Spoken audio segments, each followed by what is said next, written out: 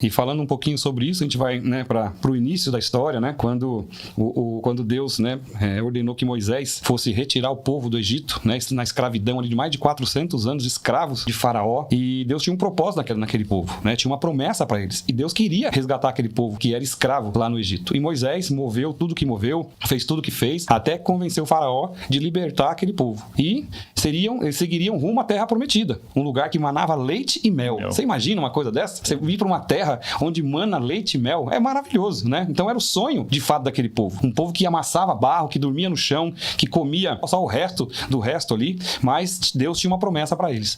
E Moisés retirou aquele povo de lá e começaram a caminhar no deserto, aquela coisa toda, e chegaram, né, em uma certa ocasião, chegaram de frente para o mar e, desesperados ali, Deus deu resposta de novo, abriu o Mar Vermelho, eles passaram pelo Mar Vermelho, o exército do Egito foi destruído e começaram a seguir. Só que aí começou a murmuração. Sim. Começou a reclamação. É a pior coisa do ser humano, é isso.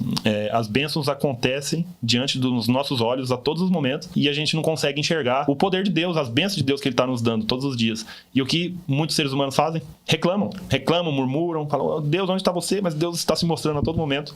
E as pessoas não entendem. Mas quando eles estavam como escravos no Egito, quando prometeram para eles, né, você vai para uma terra que mana leite e mel, eles acharam que, beleza, vou sair daqui, amanhã eu já tô lá e vou só curtir minha vida agora.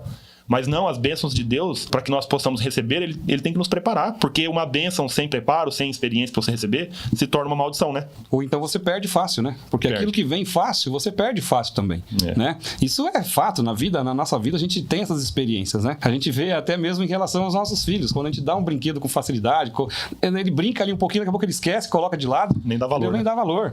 Agora, quando ele fala, não, eu queria tanto ganhar esse presente aqui, tal, né? Olha, então faz o seguinte, se esforça, estude esse ano todo, mostre boas notas, respeite o pai, respeite a mãe, respeite os seus irmãos, né? Colabora dentro de casa com alguns afazeres, alguma atividade. Quando a mãe falar com você, respeita. Quando o pai falar com você, ouve. E aí no final do ano eu vou avaliar tudo isso e ver se de fato você merece ganhar tal presente. E nós fazemos isso. Eu vivi isso na minha vida quando eu era criança. E isso é bom, porque os nossos filhos dão valor. Ele fica esperando aquilo. Um ano ali, talvez, esperando aquele presente, né? Aí chega final do ano, você vai lá e, você mereceu, foi um ano bom, você foi muito bem na escola, você cumpriu com seus compromissos, você, né, é uma pessoa que respeita o papai, respeita a mamãe. Então, tá aqui o seu presente. Ele fica todo feliz e abre a caixa com aquela alegria e monta e brinca e tal. Por quê?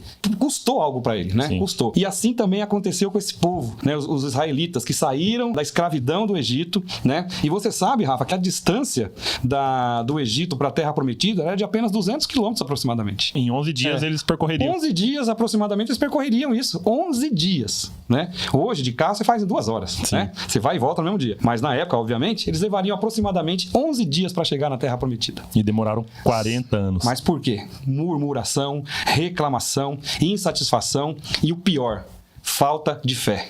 Entendeu? Falta de acreditar de fato naquilo que Deus estava prometendo para eles. Sim. Eles viram vários sinais. Teve as 10 pragas do Egito, entendeu? Que já foram grandes sinais. A última delas foi a pior, que foi a morte dos primogênitos. Uhum. E o que Deus fez? Olha, marca o umbral da sua porta com o sangue de um cordeiro, né? Porque as casas que tiverem essa marca, o anjo da morte não vai visitar. E naquela noite passou o anjo da morte e entrou em todas as casas que não havia a marca do sangue do cordeiro no umbral da porta. Inclusive o filho de Faraó, infelizmente, morreu. Então, olha os sinais que Deus mandou para aquele povo, né? As coisas que Moisés fez ali. E o povo ainda assim continuava com seu coração incrédulo. Mas sabe por quê, Rafa? O espírito de escravidão. Espírito de escravidão, infelizmente, ainda hoje, 2023, existem muitas pessoas que estão debaixo desse espírito maligno de escravidão, né? Ele acredita que ele não pode, ele acredita que ele é limitado para aquela coisa, ele acredita que ele só pode chegar até tal degrau da vida dele, tá bom isso aqui, vou viver o resto da vida e esperar a morte chegar. Não tem plano, não tem planejamento, não tem projeto, né? O que ele ganha de salário tá bom, a vida que ele leva como casado, ou como solteiro, ou como filho, ou como pai tá bom, ele não quer nunca melhorar, porque não vou sair desse mundinho aqui, entendeu? Eu tô seguro aqui, tô fechado. É uma mentalidade de escassez. Exatamente. A murmuração que o pessoal que estavam seguindo a Moisés, eles diziam: Moisés, você nos tirou do Egito para morrer aqui nesse deserto, lá pelo menos tínhamos comida e onde dormir. Olha o tipo de murmuração. E teria inclusive onde ser enterrado. Exato, né? Eles estavam numa zona de conforto. Então a Bíblia é maravilhosa porque ela nos traz isso para os dias atuais. É como o Hermes disse, às vezes a gente está naquele pensamento de escassez, um sentimento, aqui tá confortável para mim, eu não vou sair daqui, mas às vezes você está no fundo do poço, mas você se sente confortável ali, porque você não tá passando frio, chega uma comida para você ali de alguma forma, e para você tá bem. Mas só que Deus, ele quer te dar o melhor dessa terra. Mas para isso, ele precisa te moldar, ele precisa te preparar para que você possa receber as bênçãos dele. Então tudo começa através de uma mentalidade. Deus quer que tenhamos uma mentalidade próspera, que confiamos nele sem duvidar. Porque um trajeto de 11 dias, eles demoraram 40 anos, provavelmente ficaram rodando em círculos. E Deus fez isso. Porque se eles fossem para a terra que mana leite e mel, de imediato, eles iam sofrer. Eles não iam deixar o Senhor Deus como a base de tudo para aquilo. Porque apesar de todas as provas que Deus estava dando para eles estavam murmurando. Eu tô até acompanhando essa história no meu devocional. Depois que eles chegam ainda na terra de Canaã, eles, por várias vezes, eles ficavam na glória, na bênção por um tempo, passava 40 anos, e aí a pessoa que estava direcionando eles para o Senhor morria. Eles voltavam a adorar outros deuses, voltavam a idolatrar imagens. Se perdiam novamente. E se perdiam. E Deus dava um tempo de castigo para eles. E até que se levantava um homem, Deus levantava um homem que mudava toda aquela história. Esse homem vivia, deixava todos os ensinamentos, mas aí vai vir nas próximas gerações, né? Por exemplo, eu hoje sou um cristão, ensino meu filho na direção, na palavra que ele tem que seguir. Quando eu partir, os ensinamentos que eu deixar para ele, ele tem que levar para as próximas gerações. Continuar esse legado, né? Sim, mas só que as gerações, às vezes, se tornam incrédulas no meio do caminho, às vezes tira suas raízes ali do Senhor e começa a se perder nesse mundo novamente. E aí as próximas gerações vão ser corrompidas, porque ele quebrou aquele ciclo. E era isso que acontecia com o povo. O Moisés, quando ele foi morrer, ele nem chegou a entrar em Canaã.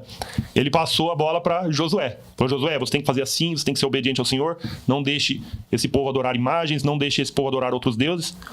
E Deus abençoou Josué. E ele levou com responsabilidade aquilo que o Senhor tinha colocado no coração.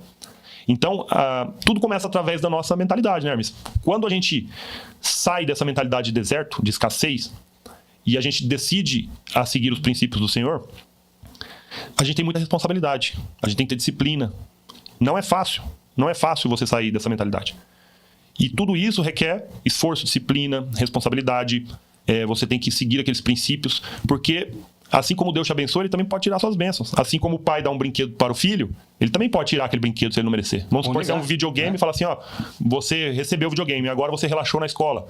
Me dá esse videogame aqui. Vai ficar um tempo sem. Assim Deus faz com a gente, né? É verdade. Ele nos coloca no deserto para nos aperfeiçoar, para sermos melhores. E o deserto, Rafa, a gente tem que entender uma coisa. O deserto, ele é um estado de passagem, né? Você não pode viver a vida toda no deserto. Isso não é normal, né? Então Deus tinha um propósito para aquele povo. Ou 11 dias, né? Para eles poderem chegar na Terra Prometida, mas devido a toda a rebeldia, todo o coração, né, de pedra que aquele povo teve, Deus fez com que eles ficassem 40 anos no deserto, né? E ali, inclusive, surgiu uma nova geração. Porque isso, imagina, 40 anos caminhando, foi surgindo uma nova geração. E além disso, o povo via grandes sinais. Água que brotava da rocha, maná que caía do céu, as codornas que foram enviadas, né, para eles poderem comer carne, a roupa que não se acabava, o calçado que crescia junto com o pé, a coluna de fogo que guiava eles à noite, a nuvem que cobria eles durante o dia por conta do calor. Então, eram muitos sinais que Deus proporcionou. Mas, às vezes, se torna inacreditável entender como que aquele povo não conseguia visualizar e entender isso que Deus estava fazendo. Mas voltamos de novo, uma mente escrava, uma mente cauterizada na escravidão. Eles preferiam estar no Egito amassando barro, comendo cebola, dormindo no chão, né, do que se esforçar um pouco só. Olhar para cima e falar, peraí, esse Deus realmente ele existe, né? Esses sinais todos que ele proporcionou, tudo que ele fez, tudo que nós estamos sendo supridos aqui nesse ambiente árido, quente, sem vida, sem vegetação, sem água, sem nada, mas não estamos morrendo, não estamos perecendo de fome, nem de sede, não estamos ficando despidos porque a nossa roupa está se desgastando, né? Não passamos calor durante o dia porque tem uma nuvem sobre nós, não nos perdemos à noite porque tem uma coluna de fogo nos guiando. Poxa, qual era a dificuldade daquele povo olhar para cima e entender o que Deus tinha para eles? Mas o problema era um coração e uma mente cauterizada na escravidão. E infelizmente, Rafa, vocês que estão nos ouvindo hoje aqui, há muitas pessoas ainda em 2023 vivendo uma vida de escravidão. Sim. Vivendo uma vida de escassez. Mas por quê? Muitas vezes tem medo do novo. Tem medo daquilo que de fato Deus tem prometido para nós, né? Vou até entrar aqui num âmbito um pouco polêmico. Uma mulher, esposa que apanha de um marido. Às vezes ela fala assim, eu não posso sair porque eu não tenho como me sustentar.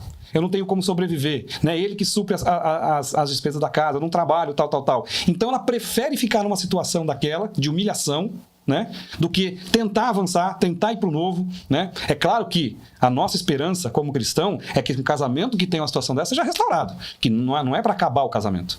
Tu tá dizendo então que é para me separar do meu marido porque ele me bate. Não, eu quero que Deus cure o coração dele.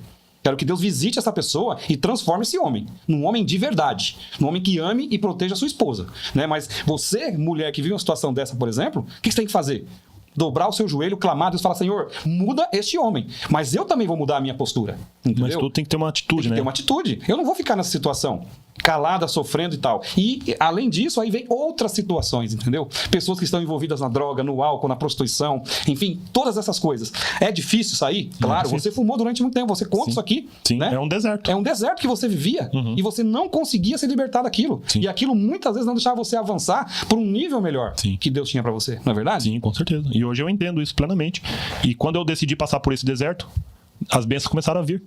Porque quando nós tomamos essa decisão, essa escolha, você tem que saber que vai ter um deserto pela frente. E esse deserto, quando você estiver no meio dele, com calor, com fome, com sede, a vontade de voltar é muito mais fácil. É muito, muito grande, né? Porque quando eu decidi parar de fumar e aquela vontade doida de acender um cigarro, por exemplo, poderia resolver meu problema naquele momento. Né? Seria o dar meia volta e voltar para o Egito. E voltar a ser escravo. Mas não. Eu pensava comigo, né? Eu vou continuar essa caminhada. Vai doer, vai demorar, mas só que na hora que eu chegar lá vai ser muito melhor. Então, em tudo na nossa vida, quando nós tomamos uma decisão, por exemplo, de seguir a Deus, nós temos que saber que nós vamos enfrentar um deserto quando a gente toma essa decisão. Porque a gente vai ter que abandonar certas coisas, a gente vai ter que abandonar o Egito, deixar isso para trás e seguir naquela caminhada, que vai doer, vai ser difícil. A vontade de desistir e voltar para o Egito vai ser várias vezes. Mas os únicos que provaram da terra de Canaã foram os que persistiram. Então isso é uma situação que a gente, trazendo para os dias atuais, muitas pessoas vivem nesse deserto hoje, né, Hermes? E não consegue sair, não consegue se libertar da zona de conforto, sair da escravidão do Egito e enfrentar o deserto e prosperar e persistir até o final dele para que as bênçãos possam ser recebidas, né? É verdade, Rafa. Inclusive, eu estava lendo vendo com a Adriana esse final de semana alguns stories no Instagram e tal, e é incrível o índice de pessoas que têm se suicidado. Né? Eu sei que também é um tema muito polêmico, complicado de falar, né? Tanto que os órgãos não divulgam isso para não incentivar mais pessoas a chegar nesse nível, mas o que me chamou a atenção ali é a idade das pessoas, sabe? Você tem pessoas de 13 anos a 65, 69 anos, tirando a própria vida, né? A maioria, inclusive, eram mulheres, nessa parte que eu vi, né? O número de mulheres era maior. Enfim, eu não vou entrar nesse mérito de quantidade, de se é homem ou se é mulher, mas o que eu quero dizer, essas pessoas chegaram num limite da vida em que ela falou assim: não vale mais a pena viver. Você já pensou? Como que será isso, né? Como será chegar no limite e falar assim: olha, eu tô tão atribulado, eu tô tão carregado, eu tô carregando um fardo tão duro, né? A minha vida está tão ruim que vale mais a pena morrer. Vale mais a pena ceifar a minha própria vida, encerrar a minha vida aqui, do que continuar, do que tentar uma saída, né? Então, assim, é imaginável, Rafa, o desespero de uma pessoa que chega a esse nível de tirar a própria vida. E o que eu entendo disso? É claro, a vida ela vai nos trazendo situações, seja elas boas ou ruins. Nós temos momentos de alegria, nós temos momentos de extrema felicidade, mas temos também momentos de apuro, de dificuldade, né? Você já contou várias coisas aqui, eu já contei várias coisas aqui. A minha vida não foi fácil. Vim de uma família muito, muito pobre, muito simples, mas eu me lembro bem, e minha mãe sempre dizia: olha, só tem um jeito de você vencer na vida, é estudando e trabalhando. Você pode mudar a tua história. Minha mãe me dizia isso, entendeu? Você pode mudar a tua história. Então você escolhe o que você quer fazer. E não, ainda assim não foi fácil, mas foi uma caminhada dura. Mas olha, graças a Deus, que Deus tinha um propósito na minha vida, entendeu? E me levou a construir passo a passo. Aí cheguei numa certa idade, retrocedi novamente, vim para trás, entendeu? Voltei vários degraus, porque voltei para o mundo, voltei a fazer as coisas que o mundo me oferecia. É exatamente o que você falou. Dei meia volta e voltei para o Egito. Então, assim, a tristeza de Deus quando isso acontece, isso entristece o coração de Deus, entristece o reino dos céus e alegra o inferno, infelizmente. Porque quando você está no mundo, quem está te aplaudindo é Satanás. Sim. Quem está te aplaudindo é o diabo, entendeu? E Jesus está ali: poxa, filho, eu entreguei a minha vida por você. Eu entreguei a minha vida naquela cruz por você, mesmo sem você merecer. E aí eu te salvo, te tiro disso tudo, te limpo, te transformo, te coloco vestes novas, te alimento, coloco esperança no seu coração, mudo o teu semblante, muda a tua maneira de pensar. E aí, passado um tempo, vem situações e a primeira coisa que você faz é voltar atrás. Sim. Ou seja, você não foi perseverante. Sim. Você não foi firme. Você não aprendeu com as lições que eu te ensinei. Né? E é isso que Jesus quer para nós hoje. Então, vocês que estão nos ouvindo, se você está passando uma situação dessa, de desespero, de angústia, de tristeza, não desista. Não desista. Eu sei que não é fácil. Muitas vezes a pessoa entra num estado de depressão, de tristeza profunda, não consegue sair de casa, não consegue sair do quarto, não consegue nem acender a luz, né? Mas saiba, tem uma resposta e tem uma saída para você. É Jesus Cristo. O fundo do poço não é o final. Não é. Porque a Bíblia diz que Deus está no mais profundo abismo e no mais alto céu. Ele está em todos os lugares. Então, às vezes você está aí no mais profundo abismo, falando, olha, não tem mais jeito para mim. Acabou. Só me resta agora realmente me entregar, perder, jogar minha vida fora. Mas não, a vida é um presente de Deus. Entenda isso, a vida é um presente de Deus. É uma oportunidade que Deus te deu para mudar a tua história. Não importa o teu passado. Não importa o teu passado, entendeu? Aquilo que já aconteceu lá atrás, Deus quer restaurar hoje a sua vida e tirar você desse deserto. Amém. É isso mesmo.